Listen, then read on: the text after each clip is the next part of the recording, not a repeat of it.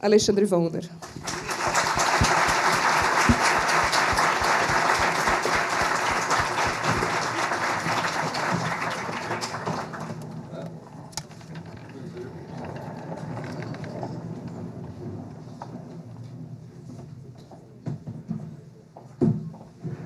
Tá aí?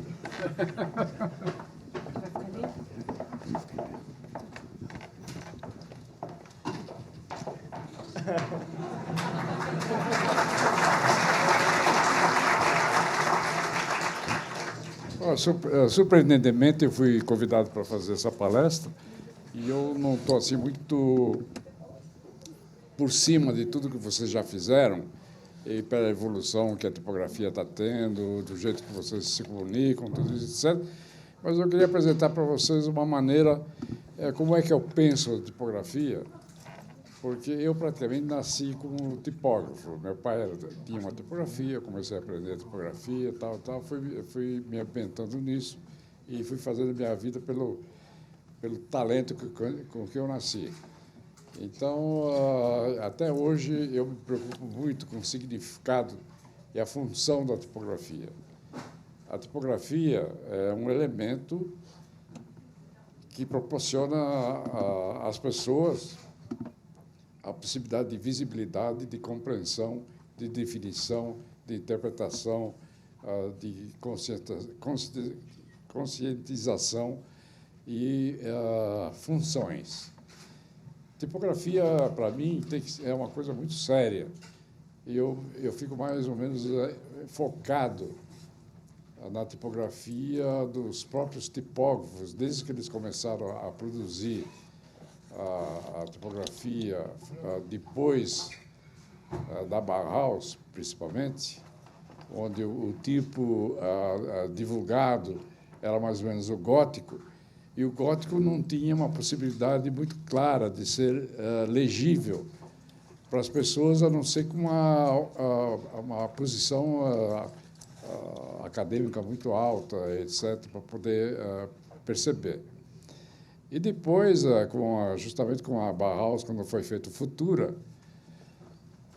aí a gente começou a perceber que existia uma possibilidade de fazer uma leitura mais adequada, mais funcional, mais representativa, com o que a gente quer se comunicar verbalmente, quer dizer, como tipografia, o verbal como tipografia. Então, começou a aparecer o Futura, todo mundo sabe o que é Futura, 1928, mais ou menos. A Bauhaus mudou esse tipo do gótico, o gótico foi começando a desaparecer, porque o gótico tinha muita dificuldade de poder ser lida normalmente pelas pessoas comuns. E com a Bauhaus começou, então, a dar um significado para a tipografia. A Futura não foi feita na Bauhaus, mas foi feita no mesmo tempo que a Bauhaus apareceu, mais ou menos em 28, tudo isso, etc., com Herbert Bayer, tudo isso, etc., começaram a aparecer esse tipo de possibilidade. A Bauhaus, Futura, todo mundo sabe como é esse tipo, etc., etc. E foi começando a desenvolver esse tipo, até que, mais ou menos, em 2002, o Tony de Marco está aí como testemunha também, a Fernanda também está como testemunha. Houve um congresso em Leipzig, na Alemanha, e houve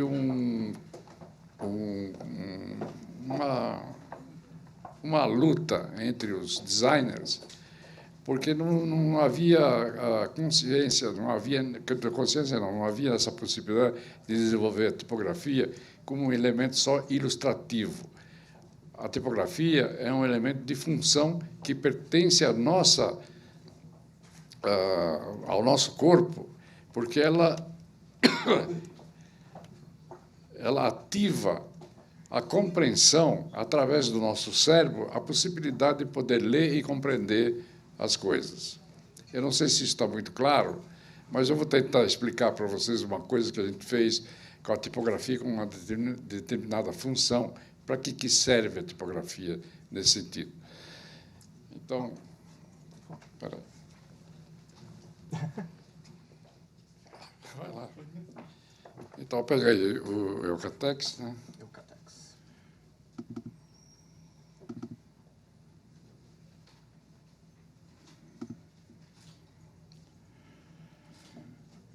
Eu vou dar um exemplo para vocês, que talvez tenha muita coisa que ver com vocês, ou talvez não tenha nada que ver com vocês, mas a minha função aqui está para mostrar a função que a tipografia deve ter como elemento de percepção e de adição à sua compreensão visual.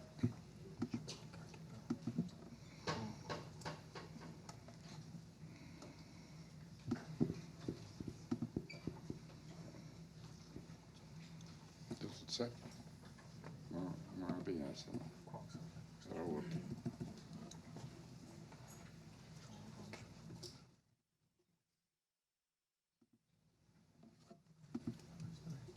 Você está com ela aqui?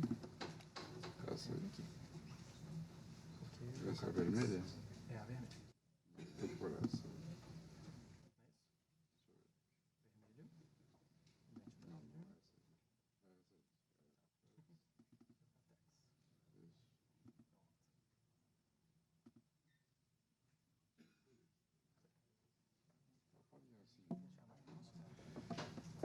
Não, eu fico com você. A Eucatex é uma empresa aqui de São Paulo, uma empresa que fabrica produtos acústicos através de paredes, soalhos, para ser organizado a coordenação do som que as pessoas devem ouvir agressivamente ou não, né, do jeito que deve ser feito, etc. E para isso foi feito, então, um sinal, né, que devia ser mais ou menos consistente do significado que seriam esses produtos que eles estavam fazendo. Para ver esse significado, a gente fez uma análise. Não, antes. A gente fez uma análise, por exemplo, aí em cima são as empresas internacionais que fabricam esse tipo de produto. Aqui embaixo, a Eucatex estava se desenvolvendo para fazer uma coisa mais ou menos clara, para poder dar um significado a um produto que está mais ou menos específico aqui, quer dizer, o teto, a parede e o soalho, né? Que são o material que eles fabricavam para ser usado em salas de aula, auditórios, etc., para ser eficaz. Nenhuma delas, nós fizemos uma análise de como é que era representado esse tipo de produto, nenhuma delas, tanto internacionalmente como nacionalmente, tinha uma determinada função do significado desse produto.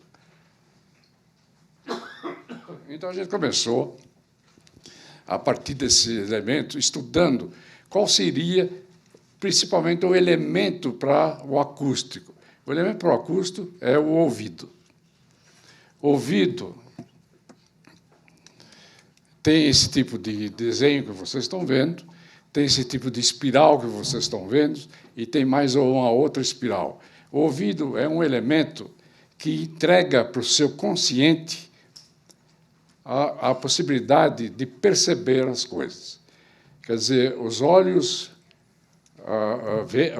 olham, o ouvido ouve, mas só quando ele for até o cérebro você consegue perceber. Quando o Brasil foi descoberto lá na Bahia, etc., veio aqueles barcos enormes de Cristóvão Colombo, etc., etc., parece que bicho que é aquele. Só aparecer, os homens descendo do barco, eles viram, pô, é uma canoa gigantesca, né? Então, eles viram nessa possibilidade, através dos olhos, a compreensão de poder entender o significado desse tipo de elemento. E todos os elementos que a gente faz, a gente tem que fazer para atingir a sua consciência, o seu cérebro, o seu conhecimento, a sua percepção. Então, a orelha tem essa função em espiral, certo? Que reúne todos os barulhos que você ouve, chega até a outra espiral, que é essa que vocês estão vendo aqui, que é que nem uma mangueira, né? E essa mangueira leva para o seu inconsciente, que é um outro espiral seguinte.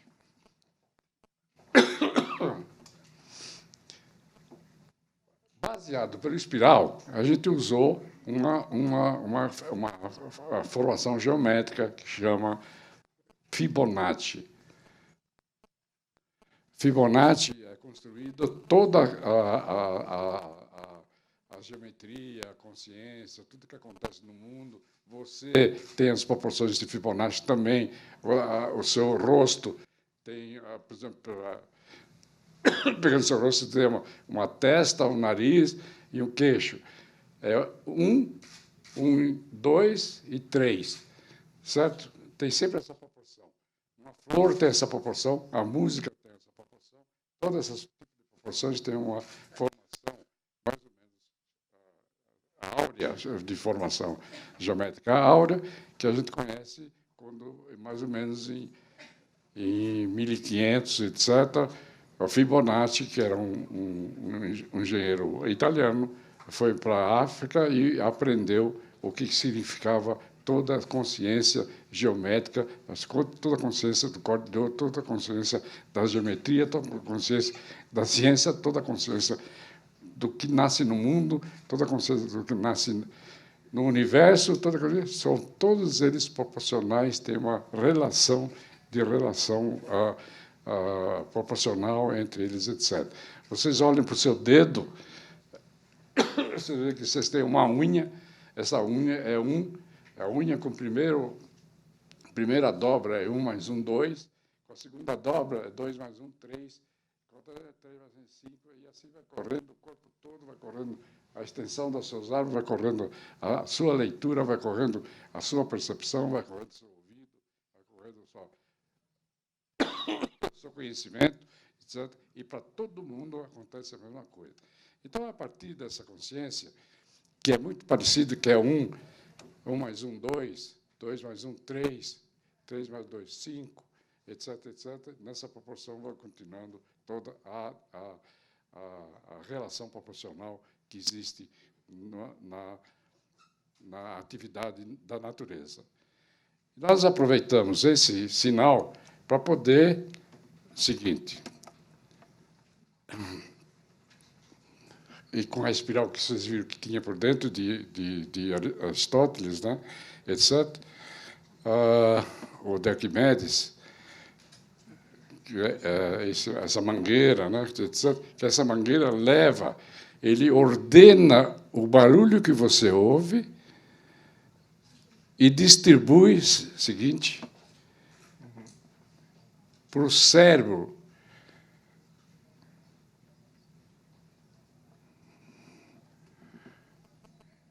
Que é um labirinto. O cérebro que tem aqui na sua cabeça é um labirinto. Esse labirinto vai direcionando todas as informações que você está ouvindo para a atividade de comportamento, de percepção. Seguinte.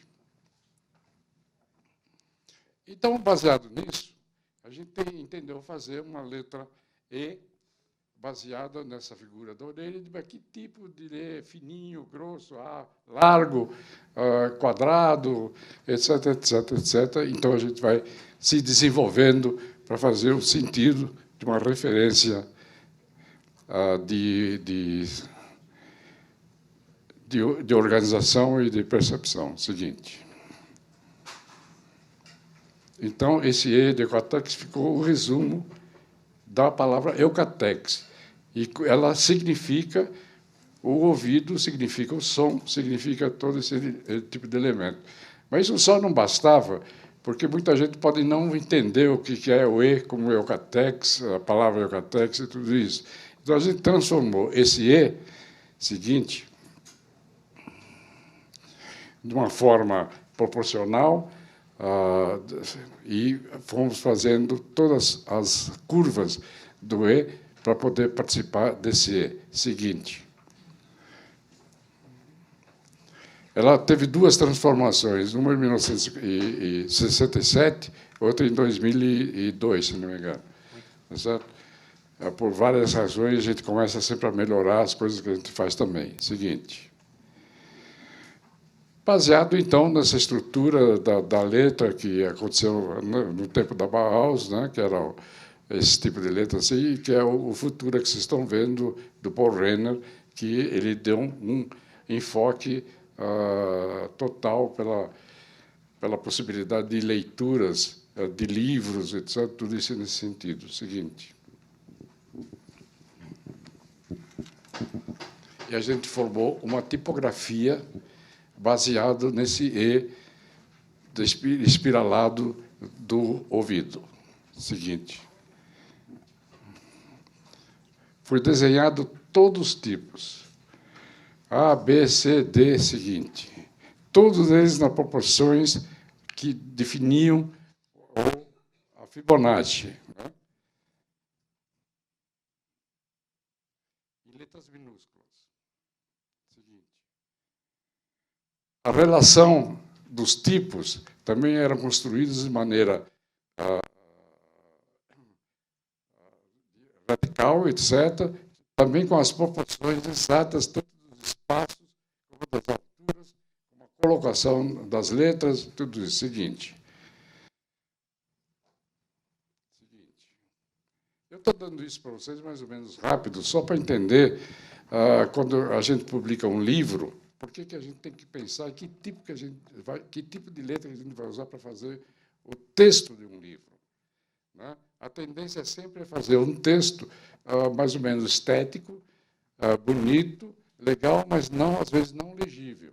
Por exemplo, se eu fizer um livro de física e usar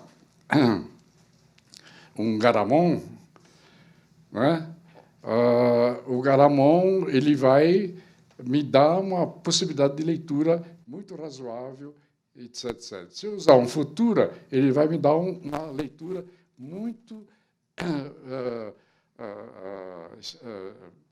não legal para poder ler. Por quê? Se eu for estudar física ou uma filosofia, etc., se eu tiver com a letra Garamond, eu tenho espaços que me dá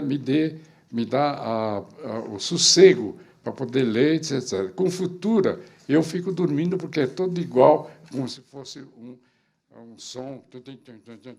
Você acaba dormindo. Certo? Então, tudo isso aí tem essa função.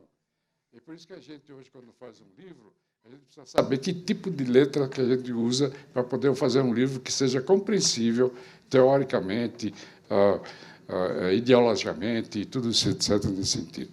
E mesmo a colocação, a relação entre o sinal e o logotipo, ela tem que também ter estruturada de uma maneira que seja racional, de uma maneira que seja compreensível, que seja também feito com uma função adequada para poder ler tranquilamente e poder ser visível sem interferências de outros tipos de elementos. Seguinte.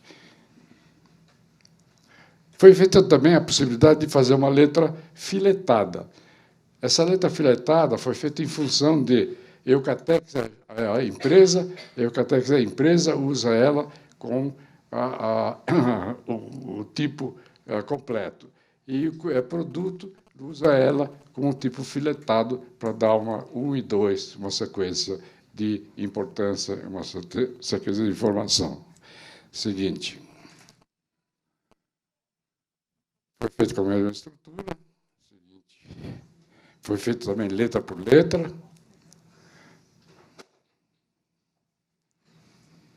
E foi feito esses dois tipos para ser apresentado na função dos produtos da empresa, da comunicação da empresa.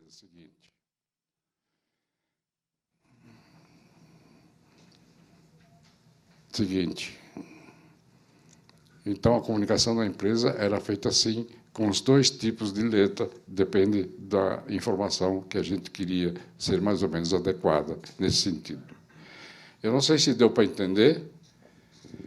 Se vocês quiserem, então, aproveitar e fazer perguntas, porque e eu posso mostrar também um livro, como é que é mais ou menos feito nesse sentido.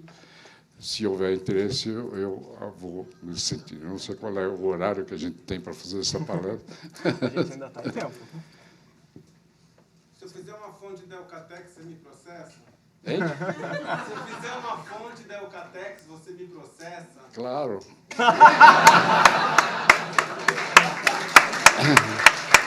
Aliás, em 1967, quando ela teve a necessidade de ser modificada em 2003, entendeu? Eu posso até mostrar esse exemplo para você. Aqui, pega aquele outro, aquele inicial.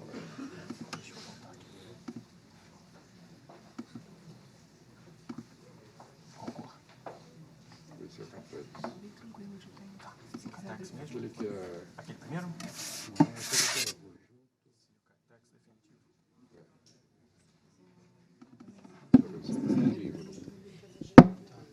Mostra o livro. Você trouxe o livro da Alemanha?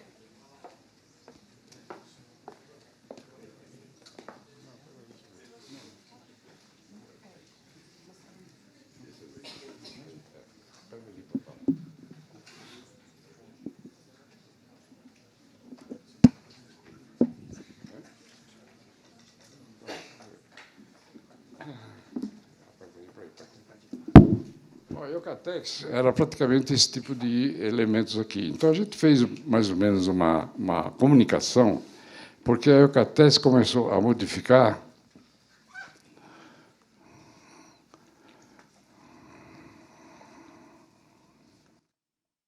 e houve um processo por causa dessa modificação. Aqui está toda a história, como é que é feito, etc. E um dia surge uma informação.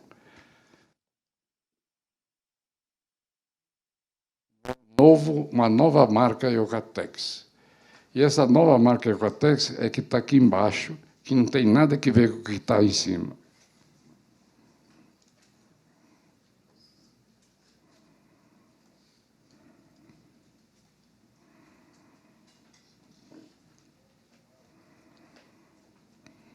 Deixa eu mostrar para trás, porque acho que eu...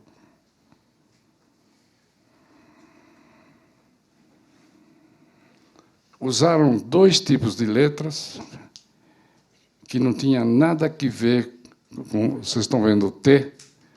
Não tinha nada a ver com a organização da letra E, por exemplo, do confete, etc. E, inclusive, foram dois funcionários da minha empresa que foi convidado pela Eucatex, que era mais barato do que me convidar a mim, e simplesmente transformaram esse Eucatex num sentido que não tinha nenhuma razão de ser, para ser usado. Então, nós reclamamos e exigimos que fosse estudado novamente, senão acaba com a marca, não vai ser mais usada. Então, ela foi feito isso aqui que eu mostrei para vocês, toda essa relação.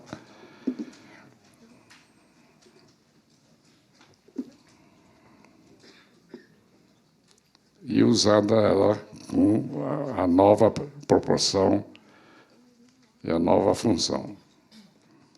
Então, as pessoas não têm... Porque todas essas marcas que a gente faz são registradas. Né? São registradas e não pode ser usada nem distorcida, nem entortada, sem a autorização do próprio autor que fez essa letra. Isso é registrado, a gente consegue fazer isso. Isso é para responder a sua pergunta.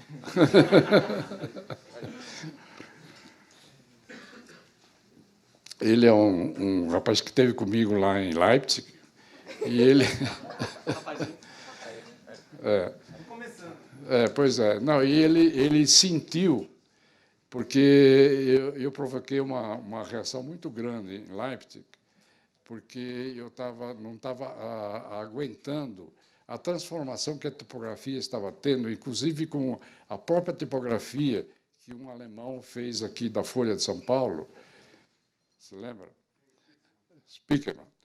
Que ele começou a modificar totalmente o conceito da tipografia como deveria ser, sem sentido nenhum tecnológico, funcional, de percepção, etc.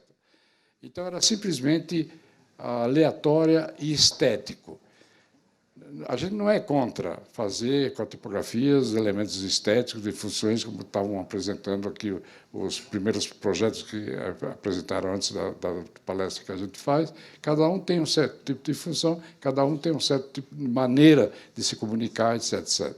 A maneira de se comunicar que é a coisa mais importante. Se comunicar para quê?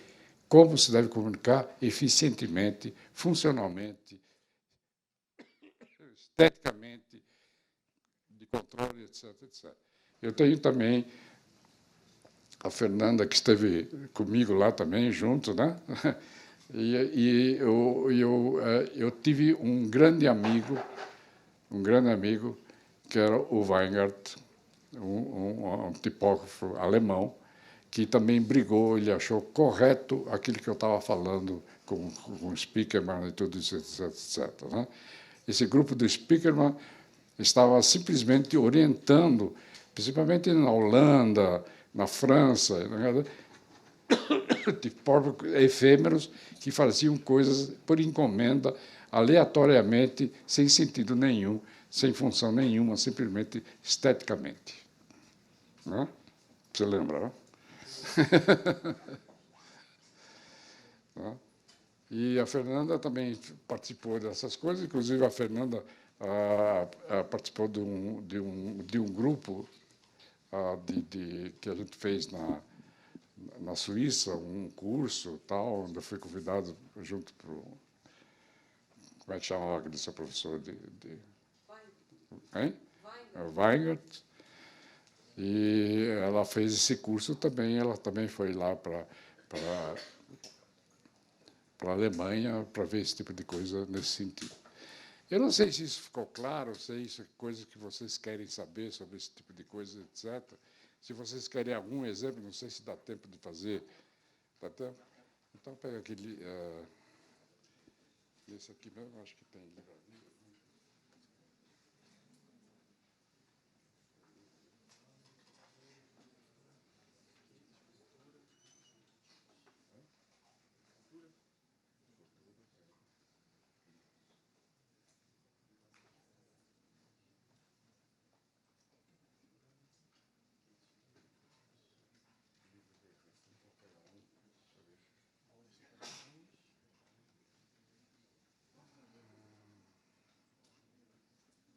Pega a coleção J. Borges.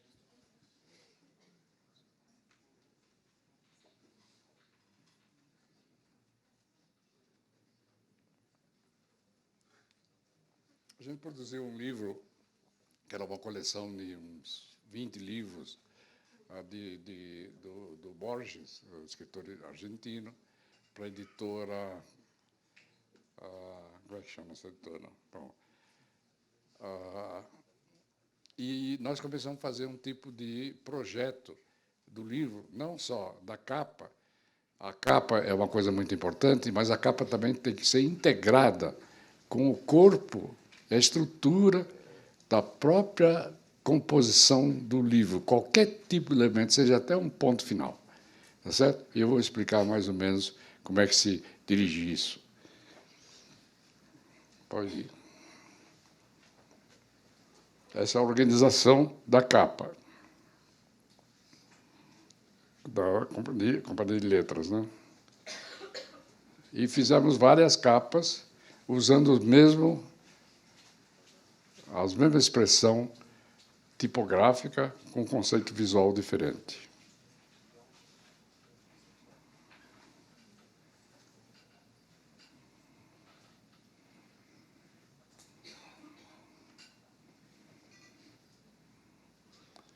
Muita gente faz capa de livros, às vezes só como capa. Livro não é capa.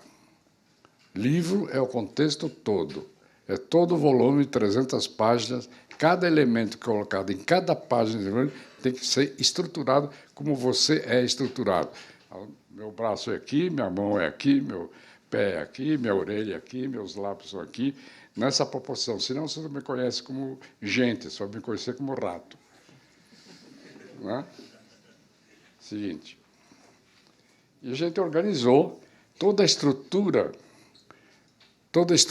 do livro baseado na mesma proporção como foi baseado a espiral do Eucatex, por exemplo, como exemplo só, né? E toda a história, todo tipo de letras, todos os tipos de elementos estão estruturadas de uma maneira organizada que todo o livro seguinte,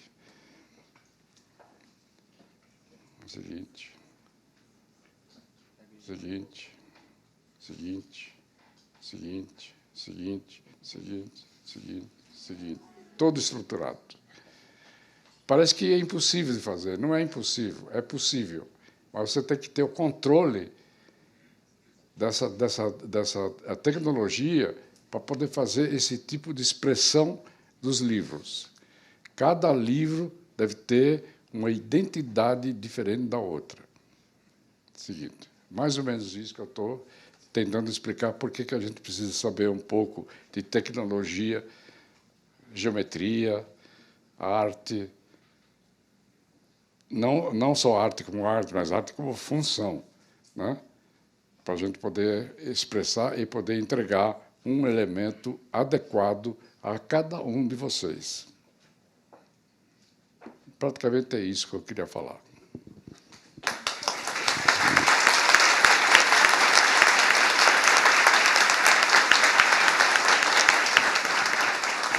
Bom, se tiver alguma pergunta, estou à disposição. Sim, gente, a gente vai abrir para perguntas, que né, o Wander tem muita experiência e muita história para contar, e a gente quer saber de vocês quais são as histórias que vocês querem que ele conte.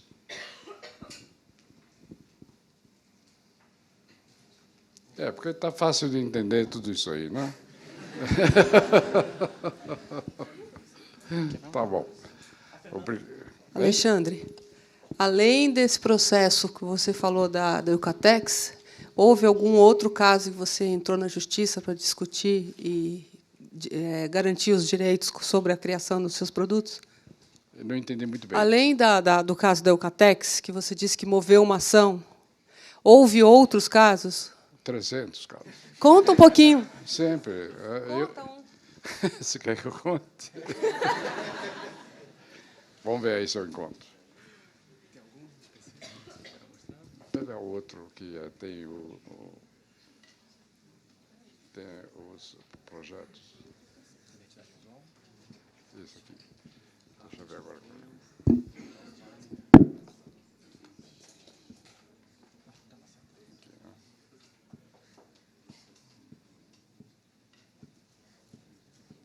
Pode ser o qualquer.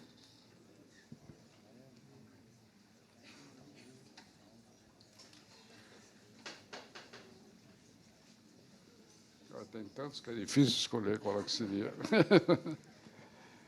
Só nessa passada rápida de mouse, a gente já vê várias marcas que a gente já conhece de longa data, né? É um portfólio, assim, Itaú, modesto. Mas deixa... Não, Tony. Deixa ele responder da Fernanda, depois você pergunta.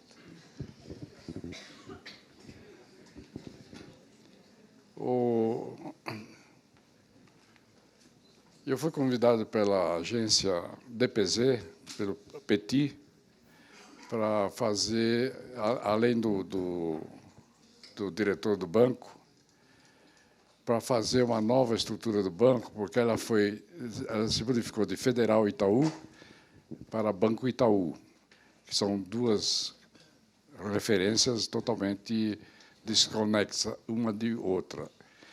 Federal Itaú significa federal cidade, comportamento político, etc, etc. O Itaú já se representava um outro tipo de coisa. Itaú vem da palavra tupi-guarani, pedra preta. Itaú significa pedra preta.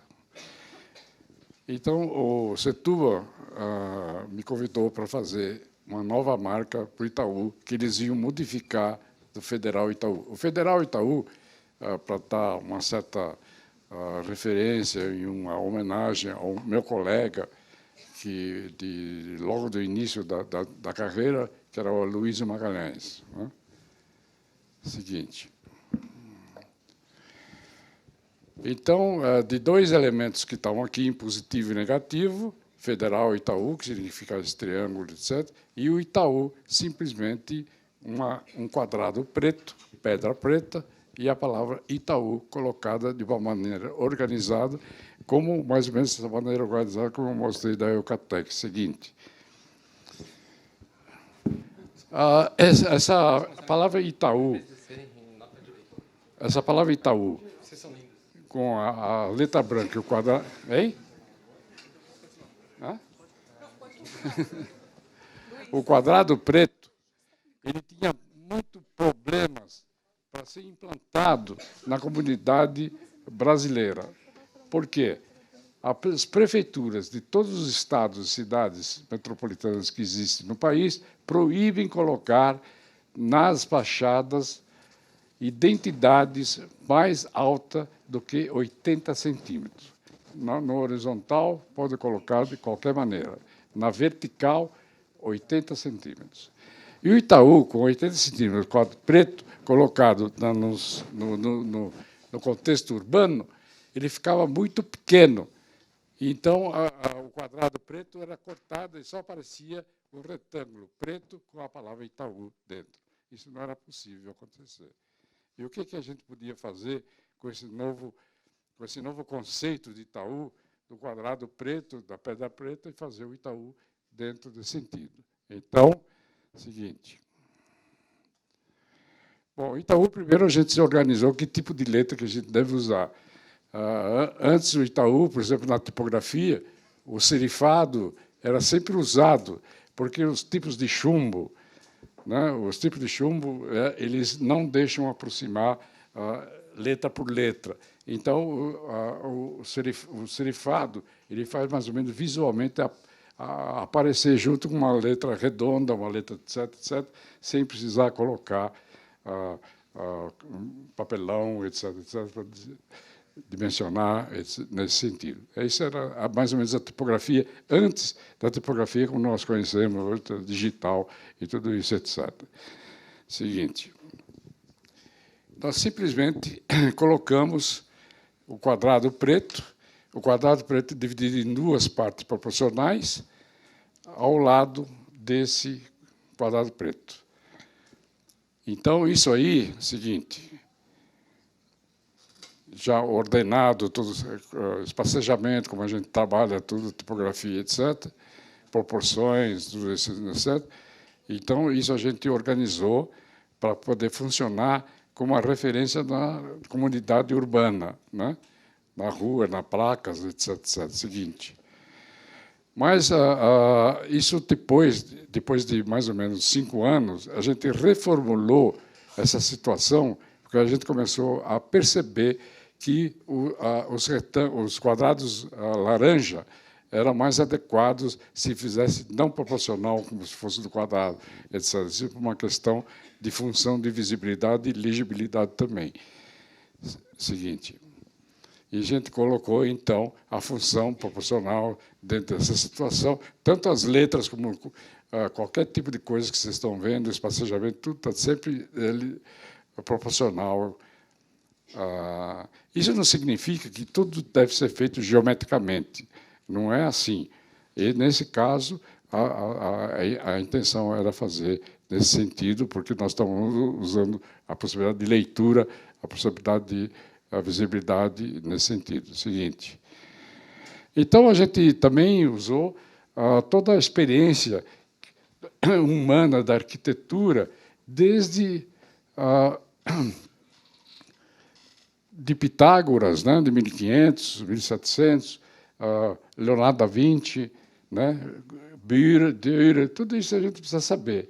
Então, quando o Vitrúvio foi o engenheiro que fez os primeiros edifícios no tempo do Leonardo da Vinci, os primeiros edifícios, senados, bancos, tudo isso nesse sentido, e que se fosse colocado mais ou menos proporcional com a altura do homem, para ser visível e ser perceptível, sem muito exagero, aquilo que ele precisava de ler. Então, nós organizamos todas as fachadas do banco, seguinte. Antes.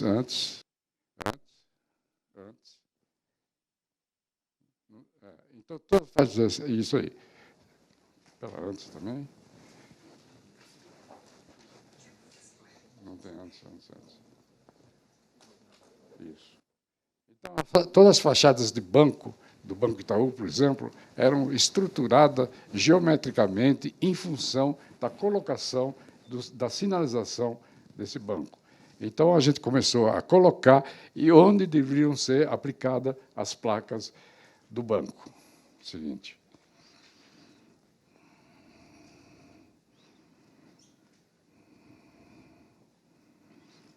Sempre no formato tal, e as placas seriam colocadas mais ou menos nessa função.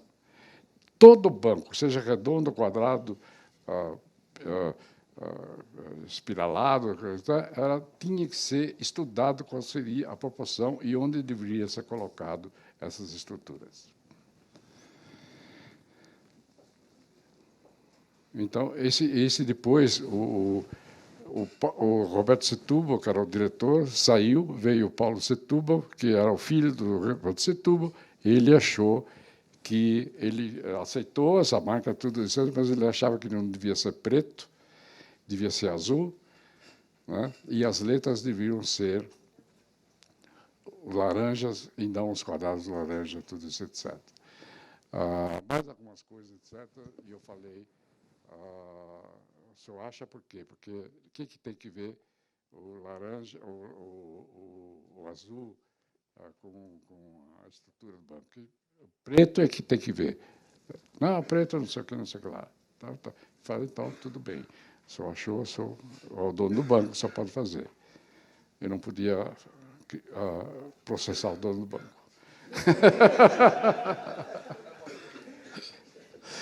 Então, as modificações foram tais até hoje, que existe até aquele lá, o Itaú do Ponto. O que significa isso, eu não sei. Eu sei que é um negócio do arroba, mas não tem nada a ver com o banco. Tá? Mais alguma coisa? Fernanda, mais alguma coisa? Minha pergunta. Toda vez que eu conto vantagem para alguém dizendo que eu conheço o Alexandre Vonner, as pessoas me perguntam, então, e o logotipo da Cinemateca? Aí eu falei, então, o logotipo da Cinemateca é um filme, 2 rolos de filme, o filme passando. As pessoas falaram, mas você jura isso? É. Aí ele falou assim, não, o cara estava de sacanagem. Eu falo, provavelmente, o Vonner é um grande sacana. Então, ele deve ter feito de propósito, porque ele é muito famoso, entendeu? Ele empurrou isso, o pessoal na época fez vista grossa, e está aí o logo até hoje. Afinal, Vonner, alguma vez, na época da aprovação da marca, alguém perguntou para você se talvez... Perguntou, claro. E você negou, né, safado? Não, eu estou vivo para discutir. Então, a Cinemateca foi criada em 1957.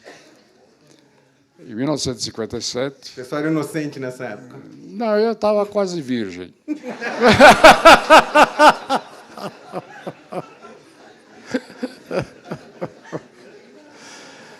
Em 57 foi antes de eu ir para a Alemanha, porque em 57 ela foi atualizada, foi imposta, que era como é que chama?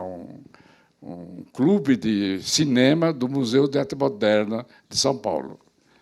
Ele chamava Cinemateca Brasileira. Então, eles pediram para mim, que ainda não tinha aquela formação de UME, tudo isso, etc., o que eu deveria fazer? Aqui está, como era antes, né? Aquele preto que você está vendo, e como é agora o vermelho que está sendo feito. E eu explico como é que foi feito isso. Seguinte.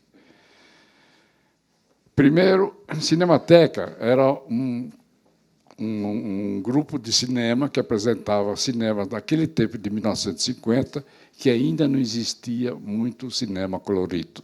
Era tudo em preto e branco, principalmente em museu de cinema. Tá certo? Então, eles pediram para mim fazer um sinal que ficasse mais ou menos significativo com a atividade que eles tinham. Então, a gente usou uma máquina de projeção de cinema, de preto e branco, como vocês estão vendo, e dentro dessa estrutura da máquina de projeção de cinema, a gente conseguiu fazer 2 pontos e um traço. Então, o diretor do Museu de Arte Moderna, Paulo Gídio, um grande literato que tinha naquele momento, pô, essa marca é do cacete.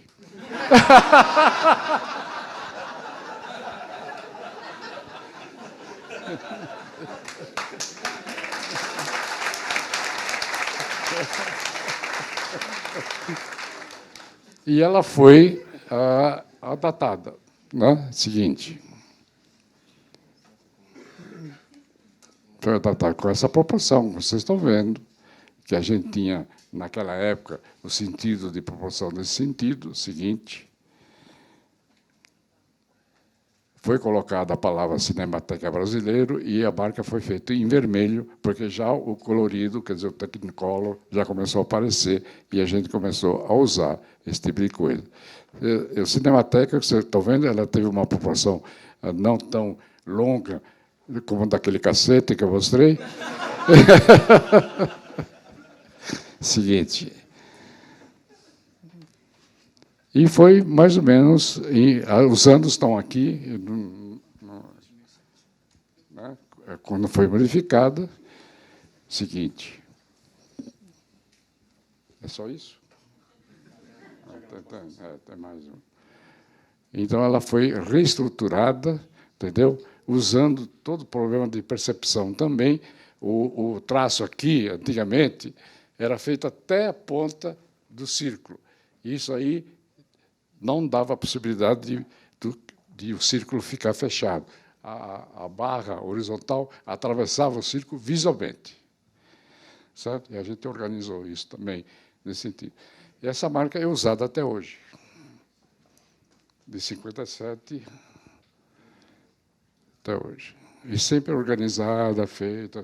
Deram a nossa possibilidade para nós fazermos esse tipo de trabalho. Eu não sei por quê, mas...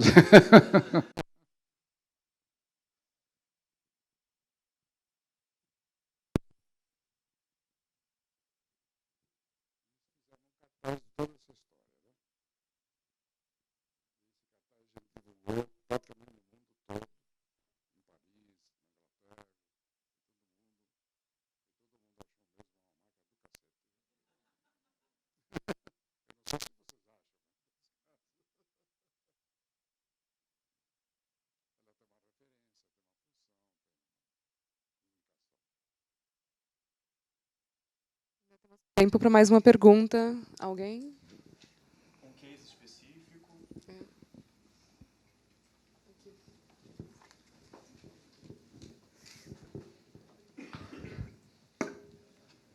Atualmente foi reposicionada a marca dos Correios, né? Eles fizeram e está criando bastante assunto nessa marca. Queria saber qual a sua opinião. Não, eu não dou opinião sobre isso. É uma marca. Tudo feito certo. Mas sobre se ela foi bem... Eu posso dar uma opinião da marca do Campeonato do Mundo. Você sabe por que o Brasil perdeu de 7-1 na Alemanha? Pode ser. É uma boa substituição. Eles fizeram uma cara assim, ficou, que vergonha.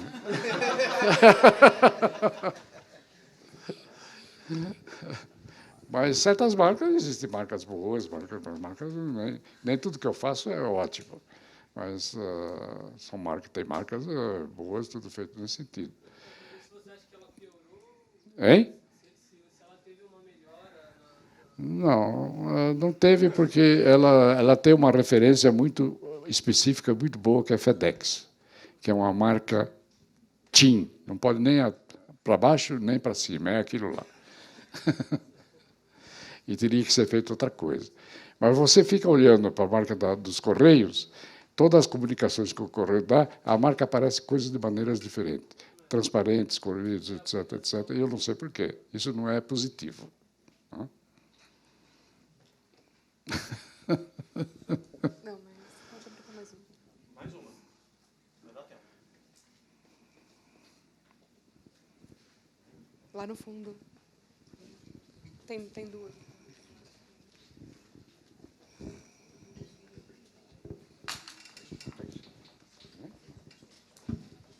Dá para ver aqui?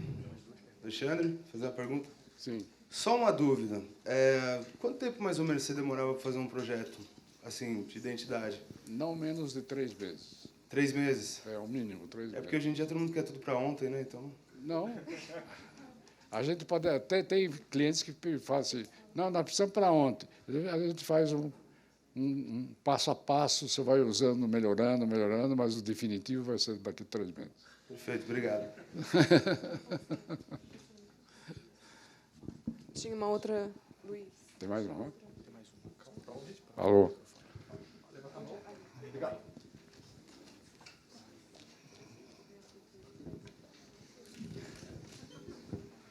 Oi, Alexandre, tudo bem? Tudo bem. Prazer falar com você, viu?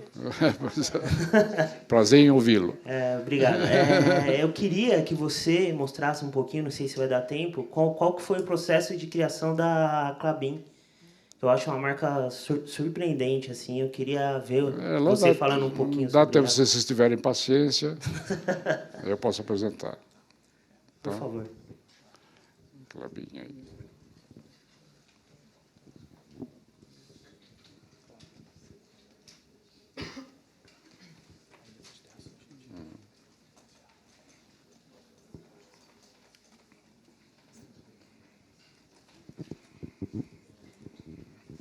Então, a Klabin é uma marca que foi feita mais ou menos em 1970 e poucos, né? E a gente teve uma análise do que a Klabin fazia com as suas marcas, com a sua comunicação, e que uma outra indústria de papéis importantes, como a alemã, que vocês estão vendo aí, fazia também nesse sentido. E elas têm mais ou menos a mesma idade. A alemã foi feita em 1892 e a Klabin em 1894, ou 95. Mesmo tempo. Você vê a diferença que tem nessas duas culturas, etc.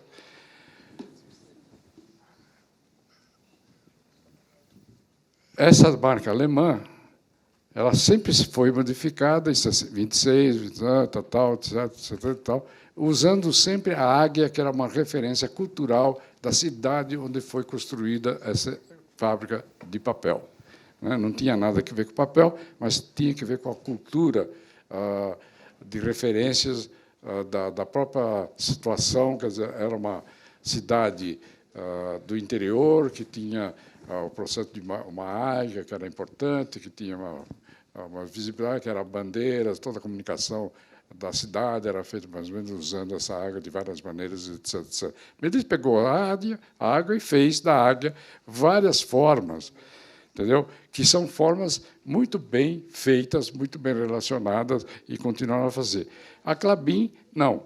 A Klabin copiou as indústrias americanas, as indústrias francesas, as indústrias alemãs, e faziam o modelo da fábrica e mostrando o modelo da fábrica mais ou menos atualizada, dizendo que é moderninha, e usando palavras que não davam visibilidade nenhuma na comunicação promocional, etc. E, mais ou menos em 1972, 77, ela começou a mudar de várias maneiras, até que veio uma que fez um rolo de papel, né? Que é essa aqui, que não fui eu que fiz, se não me engano, foi o Petit, da DPZ, e a Klabin, que foi feito por nós. E a Klabin ela foi aceita totalmente nesse sentido. Mas, mesmo assim, a Klabin foi organizada do jeito que vocês estão vendo.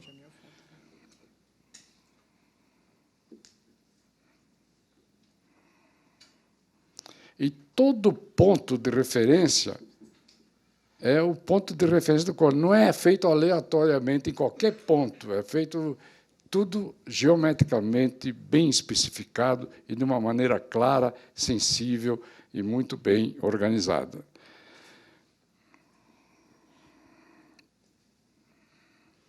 Infelizmente, não dá para mostrar um...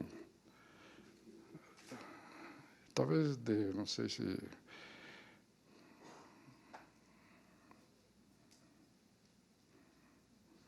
Então, ela foi organizada dessa maneira. Antes, ela tinha um ponto, está vendo? Esse ponto foi retirado, porque quando a gente mostrava essa marca Klabin aplicada na fachada da indústria, vamos dizer, em metal, etc., e tridimensional, esse ponto fechava a informação do ponto. Ela dava uma cobertura que a percepção humana não era possível de perceber. Então, a gente tirou esse ponto e fez esse Klabin como faz. A referência desse Klabin, infelizmente, eu não estou com esse projeto que possa mostrar ela em dimensão. Ela vem, por exemplo, do rolo do papel, que é a fábrica de papel, do rolo do papel. Quando o papel é separado do rolo para impressão, ela aparece essa figura retangular como é que chama? Em perspectiva. Tá certo? Esse rolo espiral perspectiva é depois transportado para receber a palavra K, né? Para receber também a árvore, que é o que faz o produto.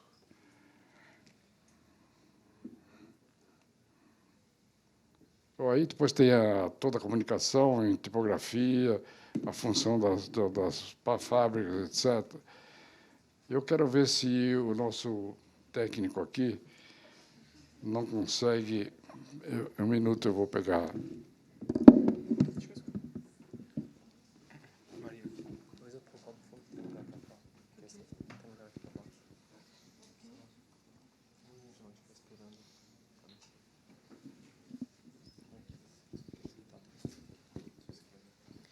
Gente, oi.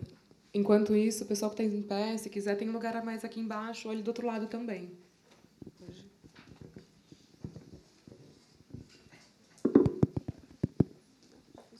Você consegue por isso aí, né? Não vou conseguir encaixar aqui. Eu não consigo espaço. Eu não consigo encaixar o drive.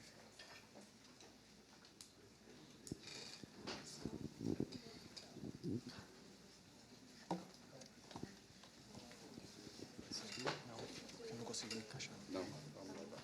Não vai, tecnicamente não vai dar para mostrar, porque está todo o processo de criação desses elementos da Klabin, dentro desses elementos do papel, da folha, etc. Hein? Alô, tá. Bom, infelizmente não dá para mostrar, o computador não recebe isso. Tem mais alguma pergunta? Não, mas agora, mas Alexandre Ronda sou eu. se for muito rápida.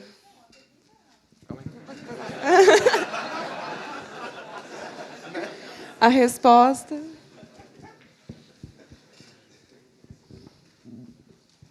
Senhor Ivone, é um prazer estar ouvindo as suas ideias hoje, né? Eu sou calígrafa. Há 26 anos comecei a estudar caligrafia. Meu pai foi tipógrafo na juventude. Que bom. E o senhor me fez lembrar que eu acho que eu segui mais os passos do meu pai do que eu imaginava. Sei. Porque depois ele foi dentista, né? Mas, na verdade, a tipografia ficou. Então, meu tema é caligrafia e, há muitos anos, eu estou me sentindo fazendo parte dessa grande roda da tipografia brasileira, e eu constantemente estou dando cursos de caligrafia para a gente entender a tipografia, né, resgatando a história. Então, eu pergunto, na sua fala, logo a gente, né, ouviu sobre Bauhaus, e aí eu estou querendo puxar um pouquinho mais para trás, saber a sua opinião, alguma questão em relação a uma reflexão, alguma ideia das questões tipográficas em relação à caligrafia?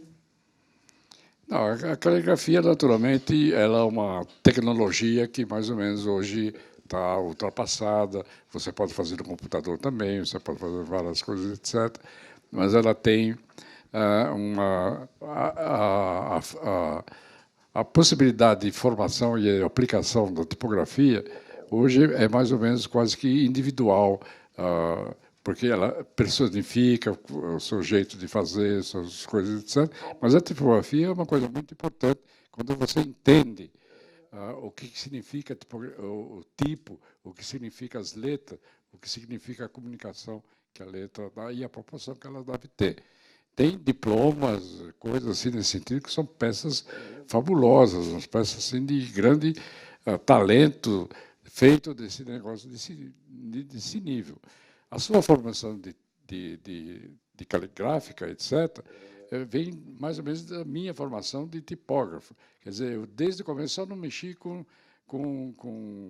pedra, mas com chumbo, metal, etc. Eu praticamente fiz tudo. Até hoje, entendeu? Que eu estou completamente tonto com o que a Apple está fazendo com a tipografia.